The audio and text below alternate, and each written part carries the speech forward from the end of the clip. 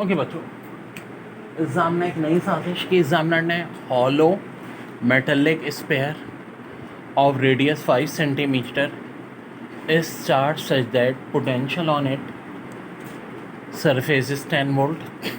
The potential at the center of sphere is, ये spare है और क्या कह रहे हैं, हॉलो मेटेलिक स्पेयर है जिसका रेडियस 5 सेंटीमीटर है। ठीक है, ये इस तरह चार्ज हो रहा है कि पोटेंशियल उसकी सरफेस पे 10 वोल्ट है। सरफेस पे अगर 10 वोल्ट है तो यहाँ क्या होगा, सेंटर पे। अब देखो कौन सा स्पेयर है, हॉलो स्पेयर, दरमियान में हॉलो है। तो अक्सर लोग इसको न्यूमेरिकल के तौर पे सॉल्व करने बैठ जाते हैं, यार फार्मूला कौन सा रहता है। अरे भाई ये कॉन्सेप्चुअल बात है कि जब हॉलो स्पेयर है तो पोटेंशियल डिफरेंस सेंटर में हमेशा क्या होगा, ज़ीरो होगा। क्या होगा, zero. This is not numerical, this is theoretical question, conceptual question. बड़ा ही प्यारा सवाल है, हॉलो मेटेलिक स्पेयर ऑफ, बल्कि सॉरी ये हाँ भाई बिल्कुल, in order to increase the capacity of parallel plate condenser one should introduce between a sheet of, यानी हम चाह रहे हैं कि इंक्रीज़ कर दें कैपेसिटी पैरेलल प्लेट कैपेसिटर की। किस चीज़ की शीट लाएं, माइका की, कॉपर, टिन या स्टील, जिसका करेक्ट ऑप्शन होगा माइका। क्यों, देखो यार कॉपर, टिन और स्टील तो क्या है, मेटल्स हैं।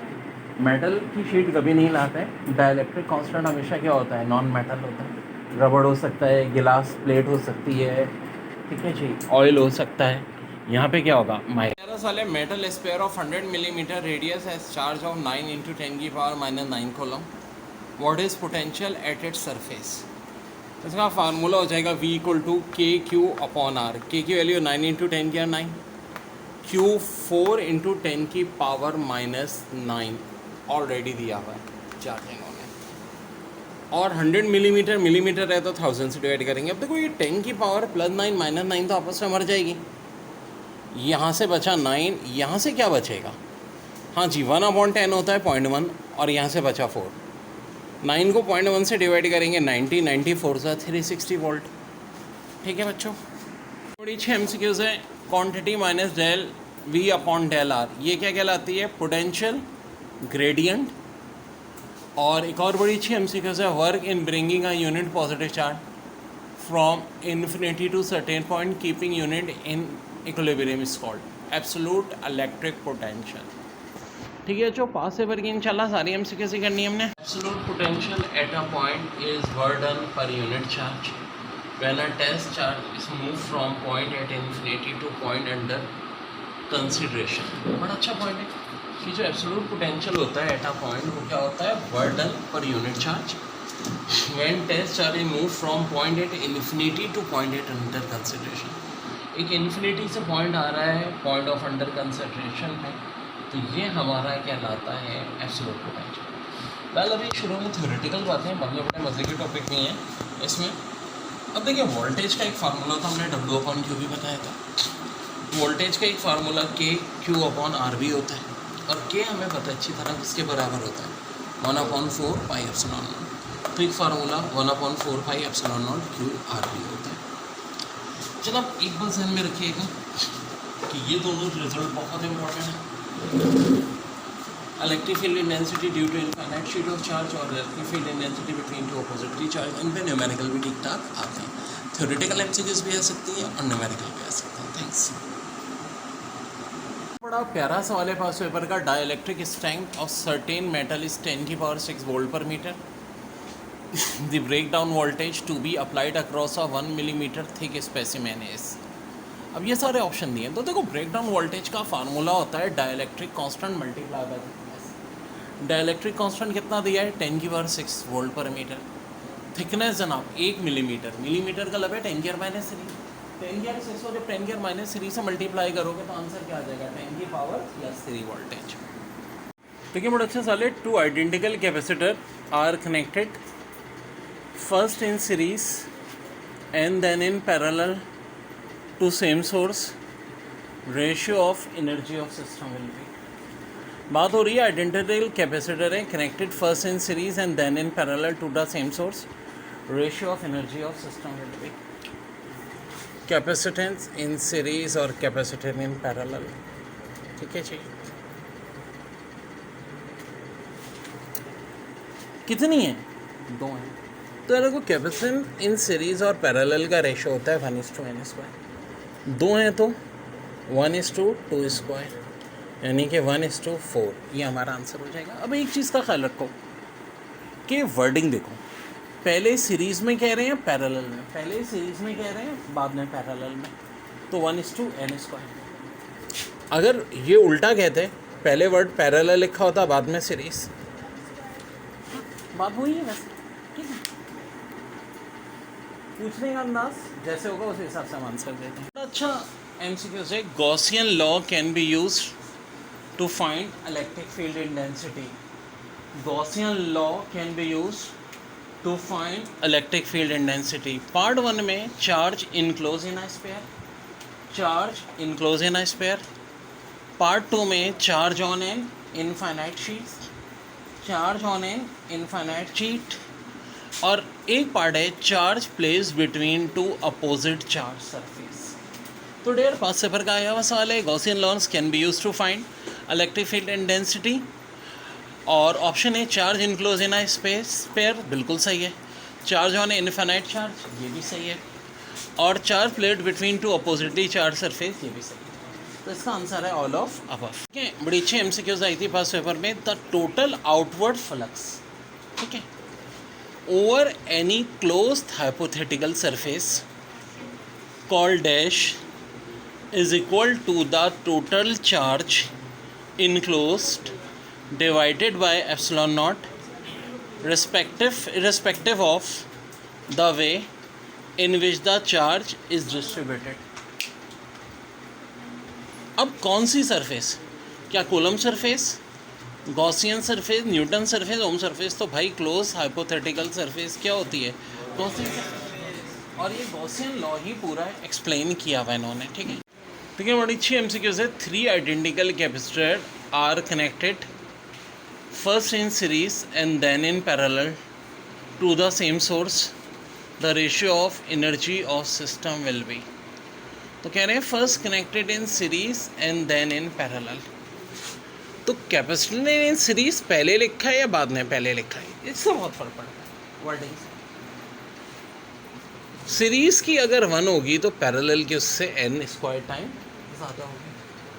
और हम ये भी कह सकते हैं capacitance in parallel capacitance in series से n² टाइम ज़्यादा होगी। बात एक ही, लेकिन वर्डिंग में ये देखोगे पहले किसका जिक्र है? सीरीज़ का। तो सीरीज़ की पहले आएगी, पैरेलल बाद में। अब कितने कैपेसिटर हैं यहाँ? 3 है। ठीक है जी, सो 3 है, तो इसका आंसर 1:3² यानी 1:9 हो जाएगा। ठीक है जी। When an insulated dielectric material is placed, इसकी बात हो रही है, insulated dielectric material is placed in an electric field, it gets charge, remain unchanged, is polarized, none of these। तो क्या होता है जब इंसुलेटेड डाइलेक्ट्रिक मटेरियल को हम प्लेस करते हैं इलेक्ट्रिक फील्ड में? चार्ज होता है अनचार्ज या पोलराइज्ड? तो असल आंसर है पोलराइज्ड। कह रहे हैं voltage of capacitor is 60 volt, then what will be the voltage of diamond is present as dielectric? less than 60, more than 60, तो less than 60। मैं बार बार बता रहा हूँ, जब भी डाइलेक्ट्रिक कांस्टेंट आता है फोर्स, इलेक्ट्रिक फील्ड इंटेंसिटी और वोल्टेज कम हो जाता है। एक चीज़ है जो बढ़ती है और वो है कैपेसिटेंस। कह रहे हैं flux passing through an area does not depend upon change in close medium shape of hypothetical surface both A and C. तो इसका करेक्ट आंसर है shape of hypothetical surface. Flux passing through an area does not depend upon, charge पे तो करता है, medium पे भी करता है, शेप ऑफ हाइपोथेटिकल सरफेस पे नहीं करता। देखिए बड़ा अच्छा क्वेश्चन है। When capacitors are combined in series, quantity which remains constant is. Option में energy, potential difference, intensity of electric field और चार्ज। तो इसका करेक्ट आंसर है भाई चार्ज। चार्ज हमेशा क्या रहेगा? कांस्टेंट रहेगा जब हम बात किसकी कर रहे हैं? Capacities are combined in series, the quantity which remain constant is. अच्छा है, intensity of electric field. Option A, decrease inversely has square of the distance, increase directly has square, increase rapidly by increase the distance, decrease inversely with the distance. So इसका correct answer है decrease inversely has square of the distance. क्यों भाई? Electric field intensity में हम कहते हैं inverse square law की relation है। E1 अपॉन E2 का रेशो क्या होगा? उल्टा होगा, यानी E1 ऊपर है तो R1 स्क्वायर नीचे होगा। इनवर्स स्क्वायर रिलेशन इसी को कहते हैं। और E2 नीचे तो R2 का स्क्वायर ऊपर है। Very very important. बहुत वक्त ऐसा सवाल आ जाता है कि वो R2 R1 की वैल्यू देके E1 और E2 का रेशो आपसे पूछ सकते हैं, ठीक है। जैसे कि R1 आपको दिया हुआ है 3, तो हम 3 का स्क्वायर ले लेंगे। R2 दिया हुआ है 4 का स्क्वायर ले लेंगे। तो इलेक्ट्रिक फील्ड इंटेंसिटी का रेशो क्या आ जाएगा? 4 का स्क्वायर 16, 3 का स्क्वायर 9, यानी 16/9। ऐसी हर रिलेशन को हम इन्वर्स स्क्वायर लॉ कहते हैं, जिसमें अपोजिट रिलेशन हो स्क्वायर की, इन्वर्स भी और स्क्वायर भी। फिर है particle carrying a charge of 10⁻⁻6 coulomb start from rest in a uniform electric field of intensity 50 volt पर metre. Fine kinetic energy require when it has move by 1 metre. तो simple सी बात है भाई, जब VI 0 होता है काइनेटिक एनर्जी और वर्डन आपस में इक्वल होते हैं, ठीक है। काइनेटिक एनर्जी वर्डन इक्वल है तो भाई काफ़ी आसान हो गया। वर्डन होता है force into displacement, kinetic energy भी यही हो जाएगा, फोर्स इनटू डिस्प्लेसमेंट।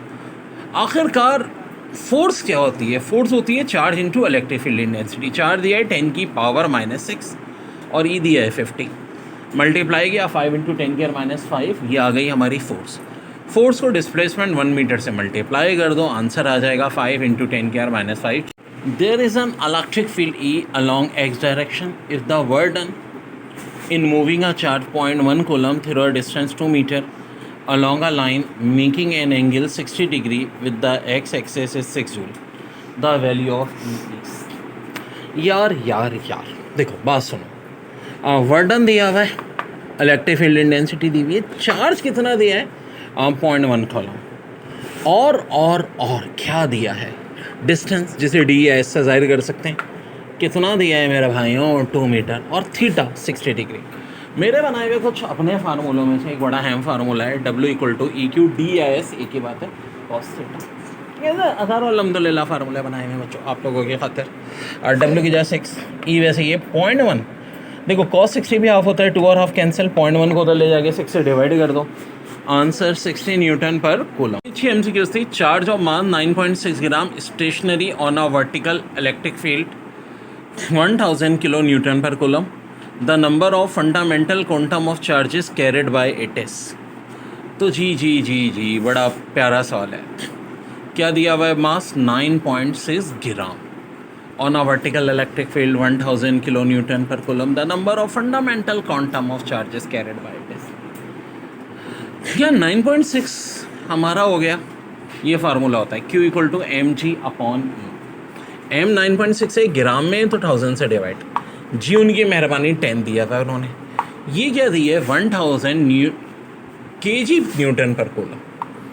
अब देखो, जो कटता है काट दो, जो मरता है मार दो। ज़ीरो ने ज़ीरो को मार डाला। बायो लोग अच्छी तरह समझ में आनी चाहिए। 3 और 3 6 और ये आपस में मल्टीप्लाई होंगे। 10⁻8 जो ऊपर जाके -8। 9.6 × 10⁻⁻8 हमारा Q आ गया। अब नंबर ऑफ चार्जेस जब भी चाहिए होते हैं, Q को किससे डिवाइड करते हैं? E से। E बोले तो charge of electron. 1.6 × 10⁻⁹। Final answer आपका क्या आ जाएगा? 6 आ जाएगा। प्यारे बहुत इंपॉर्टेंट 5 सेबर का सवाल। An electron is situated Midway between 2 parallel plates 0.5 centimetre apart. One of the plates is maintained at a potential of 60 volt above the other. What is force on electron? So dear, इसका formula होता है F = ∂V/∂S। अब ∂V कितना दिया है? 60। ∂S दिया है 5 × 10⁻⁻30। और कैसे भाई? 0.5 सेंटीमीटर है ना, और 10⁻⁻1 तो तब आ जाएगा जब 0.5 को 5 बनाएंगे। और सेंटीमीटर की वजह से 10⁻² का और इजाफा कर दो, तो ओवरऑल ये 5 × 10⁻³ हो जाएगा। ये -3 ऊपर जाके +3 होता और एक ज़ीरो की वजह से भी माइनस कम होता। फाइनल आंसर आएगा आपका 1.92 × 10⁻⁻15 न्यूटन। इसमें कोई कैलकुलेशन में कोई इतनी प्रॉब्लम नहीं है, जहाँ होती है तो फिर वो ज़ाहिर है उसकी मैजिकल ट्रिक में मैं आपको बताता हूँ, ये आसान है। सॉल्व पेपर में बहुत आया हुआ है, find magnitude and direction of electric field that will counter balance the gravitational fields on a proton. तो अगर आप इंटर के माध्यम से चलो तो हमें पूरा ऐसा करते थे, let the field be E equal to mg, लेकिन यहाँ कुछ ये बात करने की जरूरत नहीं है। देखो this is the fix value. जब भी क्या बात हो रही है मैग्नीट्यूड निकालने की, जब electric field will counter balance the gravitational field, तो याद रखो हमेशा वो फोर्स कितनी होगी, 1.02 × 10⁻⁻7 न्यूटन। इस रिजल्ट को आपने याद रखना है मेरे क्योंकि बच्चों इलेक्ट्रोस्टैटिक के चैप्टर से क्या क्या एमसीक्यूज पेपर में बहुत ज़्यादा आए हैं। सबसे पहले इसकी बात करते हैं। देखिए एक तो लीनियर चार्ज डेंसिटी का फार्मूला पूछते हैं Q/N, स्फेरिकल चार्ज डेंसिटी का फार्मूला पूछते हैं Q/A, दायरे एरिया से डिवाइड करेंगे। वॉल्यूम चार्ज डेंसिटी का फार्मूला पूछते हैं Q/V। पूछते हैं कि K की वैल्यू क्या होती है, 1/4πε0 भी होती है और 9 × 10⁹ न्यूटन मीटर स्क्वायर पर कूलम स्क्वायर। ठीक है जी। के को क्या कहते हैं, तो एक तो इसका नाम डाइलेक्ट्रिक कांस्टेंट है, वो तो अक्सर लोगों को पता है। जो नहीं पता दूसरा नाम स्पेसिफिक इंडक्टिव कैपेसिटी। तो ऑप्शन में ये भी आ सकता है, स्पेसिफिक इंडक्टिव कैपेसिटी, और आया भी है। इसी तरह ε0 1/36 π × 10⁹ इसकी वैल्यू पूछते हैं। और 8.85 यूनिट का गौर से देखना, × 10⁻12 और उल्टा है। यहाँ कूलम न्यूटन पर मीटर स्क्वायर है, ऊपर न्यूटन मीटर स्क्वायर पर कूलम स्क्वायर था। क्या चाहिए। और electric field intensity between infinite sheet of charges equal to σ/2ε0। और electric field intensity between two oppositely charge plate क्या होती है, इक्वल टू σ/ε0। अब देखो ये है सर थ्योरेटिकल एमसीक्यूज भी आएंगे, इन पे न्यूमेरिकल भी आएंगे। ठीक है, अगर बात हो रही होगी इनफाइनाइट शीट ऑफ चार्जेस की, ऊपर वाला फार्मूला यूज़ करेंगे। टू अपोजिटली चार्ज प्लेट्स की होगी नीचे में। इसी तरह linear charge density, spherical charge density और क्यूबिकल सरफेस चार्ज डेंसिटी में भी न्यूमेरिकल आ चुके हैं। स्फेरिकल प्लेट कैपेसिटर का फार्मूला पूछते हैं कि कैपेसिटेंस 4πε0 और पैरेलल प्लेट कैपेसिटेंस का C = ε0 A/B। इस पर भी न्यूमेरिकल आ चुके हैं। बेटा बड़ा है electric field lines. N electric field lines is imaginary line drawn in an electric field such that direction of the target at any point represent the direction of electric field at that point, the density number of lines per unit area। definition 2-3 दफ़ा आ चुकी है। represent strength of electric field, असल में इसकी ये दो property बताती हैं। क्या, electric lines of fields contract longitudinally और expand laterally। तो इसको वो ऐसे देंगे ऑप्शन में कि भाई electric lines of force, option A में दे देंगे कॉन्ट्रैक्ट लॉन्गिट्यूडली, बी में दे देंगे एक्सपेंड लेटरली, सी में हो जाएगा बोथ, डी में हो जाएगा नन। तो इसका आंसर क्या होगा, बोथ ए एंड बी। इसी तरह factors on which capacitance depend, इस पर बहुत एमसीक्यूज आएंगे। The capacitance of parallel plate capacitor depend upon, option A में area of each plate, option B में distance between the plates, option C में हाँ जी क्या हो जाएगा, मीडियम बिटवीन द प्लेट्स। तो इसका भी आंसर क्या होगा, ऑल ऑफ देम। देखिए बड़ा अच्छा सवाल है। Two capacitance C1 3 microfarad and C2 6 microfarad are in series across 90 volt DC supply. Calculate the charges on C1 and C2 and the potential difference each. तो यार दो कैपेसिटेंस हैं 1 और 2, ठीक है जी। वोल्टेज 90 वोल्ट है, 3 माइक्रोफेरेड 6 माइक्रोफेरेड। अब देखो ये सवाल जब भी आया है, ओरिजिनल मेथड तो बहुत लंबा है, आसान सी तरकीब है। ऑप्शंस देखो, एक बार एक ऑप्शन दिया था इन्होंने 10 और 30, 20 और 40, 70 और 20, 60 और 30। मज़ा तो तब है जब आप बगैर सॉल्व किए आंसर निकालो। देखो बात सुनो,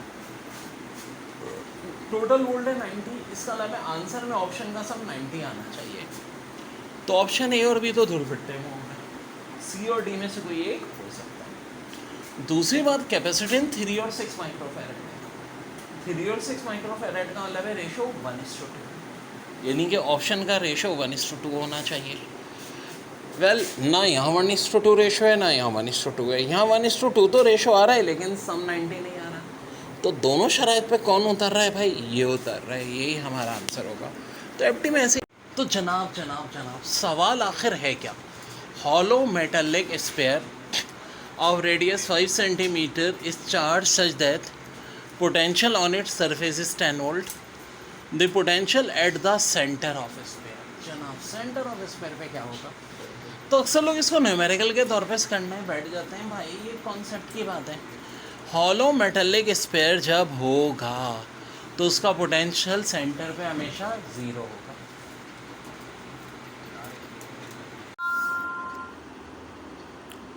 और देखिए बड़ा अच्छा सवाल है। देखिए अभी इलेक्ट्रोस्टैटिक के पास पेपर के सवाल, if distance between two charge bodies is double and charge is also double, the interaction force will be.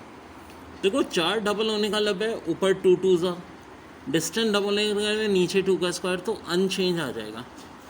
Capacitance of capacitor depends upon distance between the plate बिल्कुल करती है, एरिया ऑफ द प्लेट बिल्कुल करती है, dielectric use between plate बिल्कुल करती है। तो आंसर हो जाएगा all of the above. Which relation is not correct? अच्छी एमसीक्यूज है जी।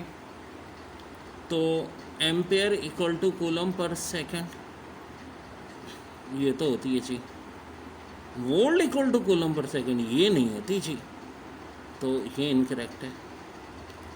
विच quantity can we measure in unit of joule पर कूलम? तो जी ये बड़ा अच्छा सवाल है। जूल पर कूलम में किसको मेजर करते हैं? पोटेंशियल डिफरेंस को। Two capacitor of 5 and 10 are connected in series, the total capacitance is. Well series में तो अब क्या होगा भाई, इनका प्रोडक्ट लो और इनके सम से डिवाइड कर दो। 5 और 10 का प्रोडक्ट 50 होता है, सम 15 होता है, तो आंसर हो जाएगा 3.3 माइक्रोफेरेड। अच्छा सवाल है। Choose the relation which is not correct. Ampere equal to coulomb पर सेकेंड, हाँ ये तो करेक्ट रिलेशन, क्योंकि करंट का फार्मूला ही क्या होता है? चार्ज अपॉन टाइम, है ना। Q इक्वल टू IT, तो I बराबर हो जाएगा Q अपॉन T। नहीं पहले और स्टेटमेंट तो करेक्ट है, तो उधर हमें तो रॉन्ग देखनी है ना। वोल्ट इक्वल टू कूलम पर सेकेंड, ये कहाँ से आ गया? वोल्ट तो होता है वर्डन अपॉन चार्ज, यानी joules per coulomb. Of course ये स्टेटमेंट गलत है। Ohm equal to 1 volt per ampere बिल्कुल सही है जी। 1 coulomb equal to charge of 6.24 या 6.25, दोनों बातें ही सही हैं। इंटू 10 की पावर 18 इलेक्ट्रॉन। अरे भाई इससे क्या फ़र्क पड़ता है? 6.24 या 6.25, ठीक है। इंटू 10 की पावर 18 इलेक्ट्रॉन्स। बस अगर न्यूमेरिकल में 6.3 भी लिख देते हैं, ऑल इट्स ओके। ये हो गया बच्चों इसका आंसर। कौन सा ऑप्शन रॉन्ग था? स्टेटमेंट बी वाली। असल क्या होता है? वोल्ट बराबर किसके होता है? जूल्स पर कूलम के, कूलम पर सेकंड नहीं। बच्चों बड़ा अच्छा क्वेश्चन था। Electric field intensity at a distance of 1 metre, okay, from a point of charge of 1 microcoulomb is. यानी कि बात हो रही है इलेक्ट्रिक फील्ड इंटेंसिटी की at a distance of 1 metre from a point of charge of 1 microcoulomb is. ये option दिए हैं 1/4, 9 × 10⁻⁶, 9 × 10⁻9, 9 × 10⁻³ न्यूटन पर कूलम। तो देखो एक ये फार्मूला होता है हमारा इलेक्ट्रिक फील्ड इंटेंसिटी का। के की वैल्यू तो भाई फिक्स है, 9 × 10⁹, ठीक है जी। और चार्ज कितना दिया है? माइक्रो बोले तो 10⁻⁻⁶। रेडियस 1 है, 1 का स्क्वायर 1 ही होगा। तो भाई ये +9 और -6, 10⁻³ करेक्ट आंसर होगा। 9 × 10⁻³ न्यूटन पर कूलम। ये देखो बड़ा इंपॉर्टेंट है, अक्सर लोग ये फार्मूला ही नहीं पता। बड़ा इंपॉर्टेंट फार्मूला है और बहुत आए इस पर सवाल आते हैं, ठीक है जी। पास पेपर का सवाल है ये, बहुत important. Total outward flux over any close hypothetical surface called dash is equal to total charge enclosed divided by E0 irrespective of the way in which the charge is distributed। तो भाई ये क्या कहलाएगी? Coulomb surface, ohm surface, Newton surface, Friday surface, ये सब surface less है, surface सिर्फ एक ही होती है क्लॉज, और वो कहलाती है गॉसियन सरफेस। देखिए बड़ी अच्छी एमसीक्यूज है। Gauss law can be use to find electric field intensity. Option A, charge enclose in sphere. Option B, charge place between two oppositely charge plates. Option C, charge of an infinite sheet. D, all of the above. तो इसका answer all of the above है भाई। Charge enclose in spare के लिए भी होता है, charge place between two oppositely charge surface भी होता है, और charge on an infinite sheet भी होता है। भाई प्यारा सवाल ए लेवल का इन्होंने दिया था फिजिक्स में। Charges of +2 microcoulomb and -2 microcoulomb are situated at point between P and Q respectively has shown X is midway between P and Q। बिल्कुल जी, X midway, P +2 माइक्रोकूलम है, Q -2 माइक्रोकूलम है। आगे क्या दी हुई है वर्डिक?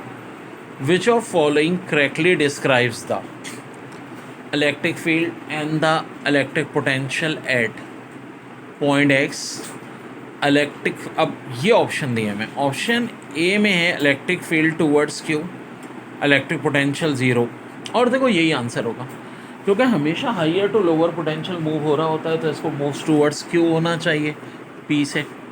और चूँकि X between Midway between P and Q, इसलिए इलेक्ट्रिक पोटेंशियल भी क्या होना चाहिए? 0 होना चाहिए। वैसे बाकी ऑप्शन देखें, ये सारे दिए हुए थे B C D, तो करेक्ट आंसर है electric field moves towards Q and electric potential is 0। तो करेक्ट आंसर हुआ option. The diagram showed two metal plates P and Q between which there is a potential difference of 700 volt. Plate Q is earth. Plate Q क्या है? वो अर्थ है, और potential difference 700 है। तो diagram में भी दिया हुआ है कि P वाली साफ दिख रहा है कहाँ में?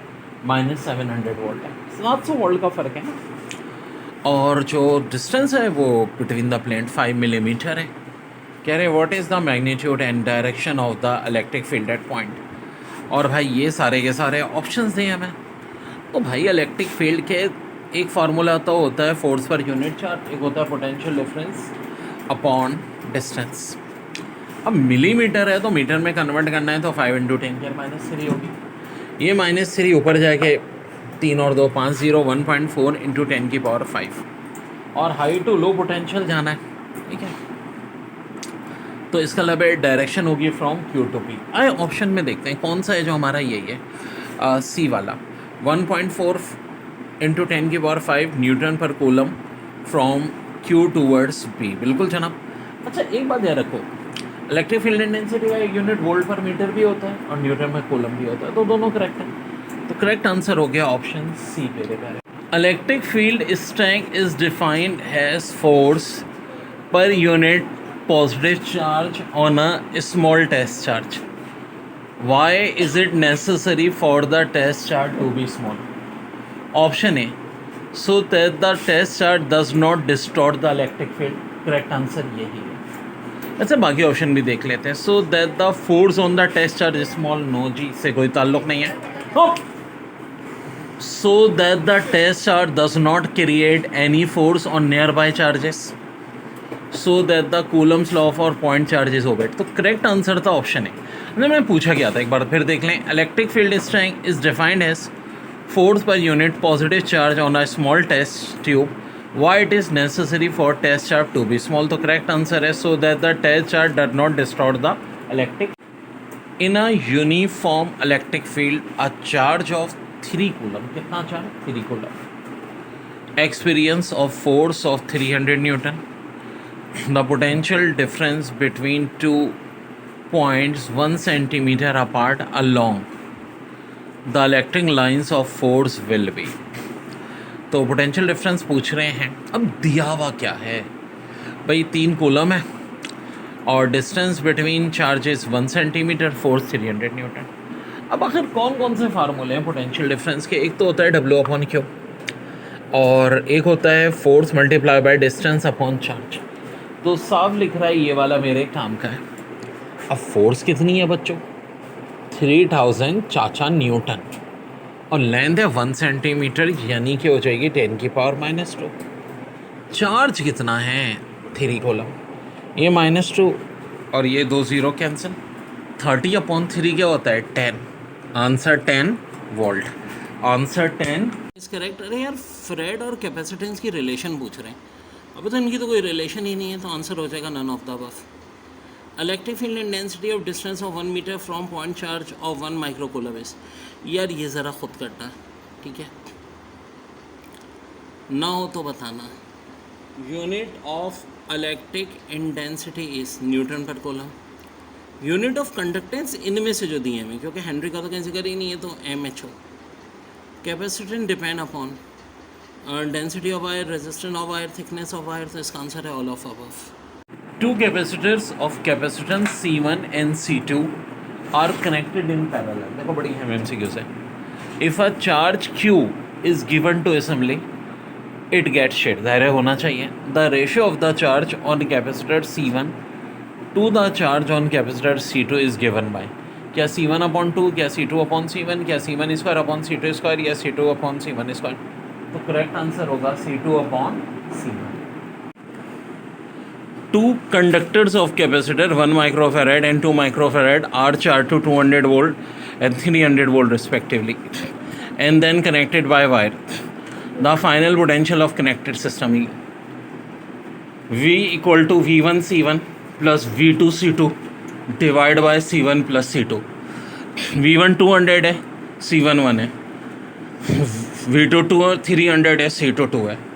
300 को 2 से मल्टीप्लाई किया, 600 प्लस 200 800, 800/3 266। आंसर 2। कह रहे हैं system of two conductors separated by air और एनी इंसुलेटिंग मटेरियल फॉर्म। बात हो रही है सिस्टम ऑफ टू कंडक्टर जो कि किससे सेपरेट हो रहे हैं? बाय एयर और any insulating material form. Option A में capacitor, dielectric, resistor, battery, cell, तो इसका करेक्ट आंसर है कैपेसिटर। और देखो बेसिकली कैपेसिटर यानी कि एक डिवाइस है जिसमें एनर्जी स्टोर की जाती है, और कैपेसिटेंस का यूनिट होता है coulomb per volt. Coulomb per volt या फेरेड, यानी ऐसा यूनिट तो फेरेड ही है। फेरेड किसके इक्वल होता है? कूलम पर वोल्ट के। ये भी पता हो। अच्छा क्वेश्चन है, electric field E on inner side of a parallel plate capacitor. Electric field E on inner side of parallel plate capacitor किसके बराबर होगा? Option A, B, C, D। तो करेक्ट आंसर है ऑप्शन B, σ/ε0। σ/ε0। एग्जाम में capacitor का topic ही सबसे ज़्यादा important है। और एक स्पेरिकल कैपेसिटर होता है जो कि होता है C = 4πε0R, और एक पैरेलल प्लेट कैपेसिटर होता है। पैरेलल प्लेट कैपेसिटर C का फार्मूला होता है ε0 A/D। A/D। R से मुराद रेडियस ऑफ स्फीयर, और एप्सिलॉन R जो हो जाता है ये क्या हो जाता है? Permittivity of any substance divide by relative permittivity, या capacitance of any substance divide by capacitance of air. Depend upon density of wire, thickness of wire, resistance of wire, all of the above. तो इसका answer है all of the above, क्योंकि capacitance density of wire पे भी depend करती है, thickness of wire पे भी, और रेजिस्टेंस ऑफ वायर। ठीक है, बड़ा अच्छा सवाल है। Two conductors of capacitance 2 microfarad and 3 microfarad कितना दिए? 2 microfarad, 3 microfarad are charge to 300 volt and 200 volt respectively. Respectively का मतलब हो गया पहली वाली C1, दूसरी C2, और ये V1, ये V2, यानी V1 300 volt, C1 2 microfarad, V2 200 volt और C2 2 माइक्रोफेरेड। और क्या कह रहे हैं? And then connected by a wire the final potential of the connected system. ये फार्मूला होता है जी V = V1 C1 plus C2 V2 divide by C1 plus C2।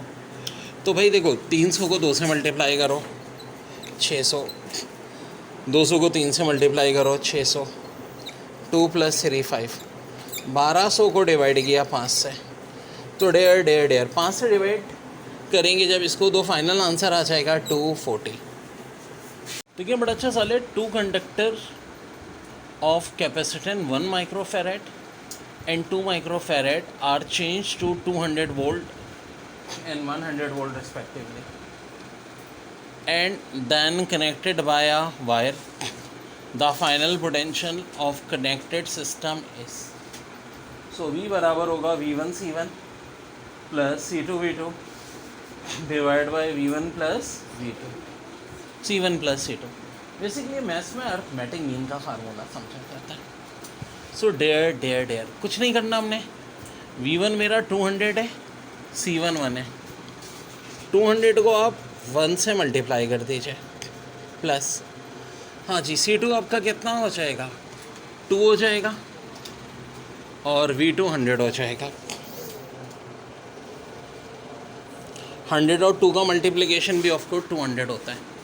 भाई देखो ना, ये आपका V2 100 है और C2 2 है, तो V2 C2 divide by C1 plus C2 यानी 1 प्लस 2, 400 अपॉन 3 133.33. और यही हमारा आंसर. बहुत अच्छा सवाल है. ये देखें, आपको इक्विवेलेंट कैपेसिटेंस पूछ रहे हैं. अब ये 3 माइक्रोफैरेड किस में, पैरेलल में. जब भी पैरेलल में होती है कैपेसिटेंस तो ऐड अप हो जाती है, और 3 + 3 कितना हो जाएगा जी, 6 हो जाएगा. अब देखो, 6 इसके एक राइट पे भी है, 6 लेफ्ट पे भी है. जब इन दोनों का रिजल्ट 6 आ गया, क्यों आया, क्योंकि भाई जाहिर है पैरेलल में ऐड अप होती हैं. अब देखो, यहाँ तो 6 था, यहाँ 6 था, यहाँ भी 3 और 3 6 हो गया. अब ये सीरीज़ में और आइडेंटिकल है. आइडेंटिकल से मुराद के सबकी वैल्यू क्या क्या है, 6 है. तो इस 6 को हम डिवाइड करेंगे. किससे डिवाइड करेंगे, जब भी आइडेंटिकल होती है डिवाइड करते हैं टोटल नंबर ऑफ कैपेसिटेंस. 3 है, तो 6 को डिवाइड किया 3 से, आंसर 2. और ये हमारा आंसर है. देखिए, बड़ा अच्छा सवाल था. 2 capacitors C1 6 microfarad and 12 microfarad are in series combination across a 180 volt supply. Calculate the charges on C1 and C2 respectively. ये ऑप्शन दिए में, तो अल्लाह के बंदो थोड़ी अकल यूज़ करो. जब सीरीज़ में है तो चार्जेस क्या होने चाहिए, सेम होने चाहिए. एक ही ऑप्शन डी है जिसमें चार्जेस क्या हैं, सेम. तो करेक्ट आंसर होगा ऑप्शन डी. अब देखो, कैपेसिटेंस भी 2 टाइप की होती है. एक कैपेसिटेंस इन सीरीज़, एक कैपेसिटेंस इन पैरेलल. पैरेलल में हम कहते हैं CB बराबर होता है C1 plus C2 plus C3 के, और वोल्टेज इस केस में सेम होता है, V = V1 = V2 = V3. Capacitance इन सीरीज़ रेसिप्रोकल में होता है 1/C = 1/C1 plus 1/C2 plus 1/C3, और चार्ज सेम होता है, Q = Q1 = Q2 = Q3. Voltage V1 plus V2 plus V3, और चार्ज किसमें, सीरीज़ के केस में वोल्टेज होता है V1 plus V2 plus V3. Parallel के केस में चार्ज होता है Q1 plus Q2 plus Q3. अब अगर आइडेंटिकल कैपेसिटेंस हो, आइडेंटिकल जैसे कि तीनों की तीनों 6 आपने सीरीज़ में रख दी, या तीनों की तीनों 6 आपने पैरेलल में रख दी. अगर आइडेंटिकल कैपेसिटर हो तो सीरीज़ और पैरेलल का रेशो हमेशा 1:n² होता है. ठीक है जी. यानी अगर 3 कैपेसिटेंस हैं तो कैपेसिटेंस इन सीरीज़ की वैल्यू 1 होगी, तो कैपेसिटेंस इन पैरेलल 3 का स्क्वायर, यानी कि कैपेसिटेंस इन सीरीज़ से 9 टाइम्स. हाँ जी, बड़ा अच्छा क्वेश्चन है. Separation between plates of parallel plate capacitor, ठीक है, is D and the area of each plate is A when a slab of material of dielectric constant K and thickness T जो होता है वो लेस देन D होता है, is introduce between the plates, it's capacitor becomes. तो correct answer है option C, E0A D - T 1 - 1/K. ठीक है, ये बड़ा इंपॉर्टेंट